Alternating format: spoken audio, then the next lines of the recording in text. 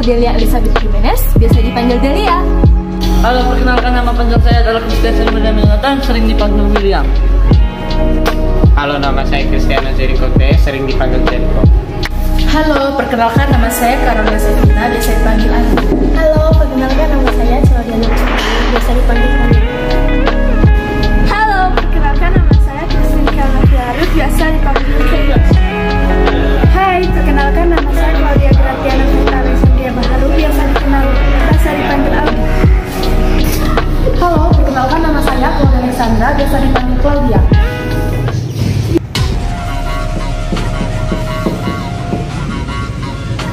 Pengertian teks cerita inspiratif. Teks cerita inspiratif adalah jenis teks narasi yang bertujuan untuk membuat pembaca termotivasi dan terinspirasi setelah membaca cerita tersebut. Struktur teks inspiratif. Yang pertama, orientasi. Orientasi adalah pengenalan tokoh dan pengenalan masalah apa yang akan dihadapi oleh tokoh. Yang kedua, pengenalan masalah.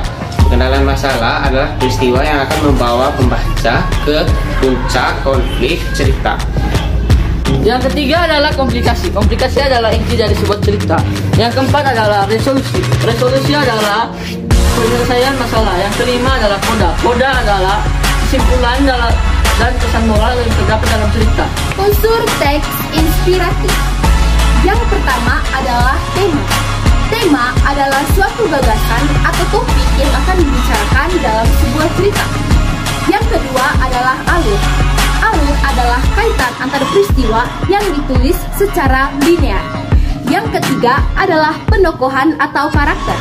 Penokohan atau karakter diungkapkan dengan beberapa cara, seperti peristiwa, kejadian, ataupun sebagainya. Yang keempat ada waktu.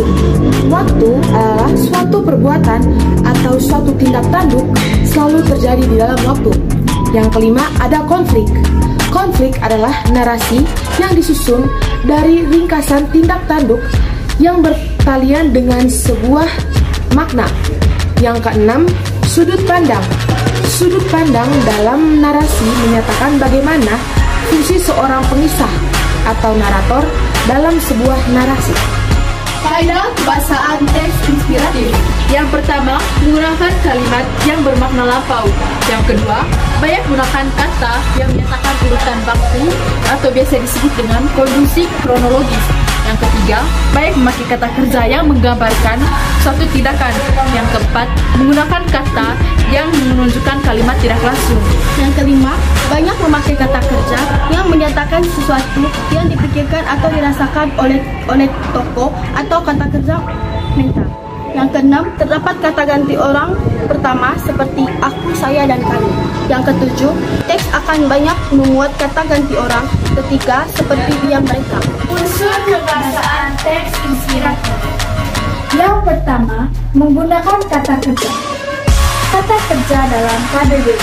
Kata kerja atau verba dinyatakan sebagai kata yang menggambarkan proses, kejadian, perbuatan, dan keadaan. Yang kedua, kata keterangan tempat dan waktu. Kata yang digunakan adalah kata untuk menerangkan tempat kejadian dan waktu kejadian.